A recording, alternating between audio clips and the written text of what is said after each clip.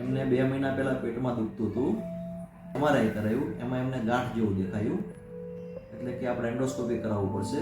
પછી એન્ડોસ્કોપી કરાયું, એન્ડોસ્કોપી પછી એમાં સેમ્પલ લઈને બાયોપ્સી કરાયું, એમાં એમને કેન્સર આવ્યું. પછી પરેશભાઈએ અદ્વૈતા હોસ્પિટલમાં દિવ્યેશ જે પાઠક છે એમની પાસે મોકલ્યા.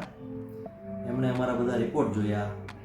રિપોર્ટ જોઈને અમને ખૂબ હિંમત આપી. મમ્મીને જોયા, મમ્મીને જોઈને કીધું કે ના સારું થઈ જશે અને ઓપરેશન આવશે. આ એમ કે વિપલ્સ કેન્સર કહેવાય. વિપલ્સ કેન્સર એટલે એમ કે બહુ મોટું ઓપરેશન કરવું પડે, અઘરું છે, એમ થોડું રિસ્ક તો છે પણ કે થઈ જશે.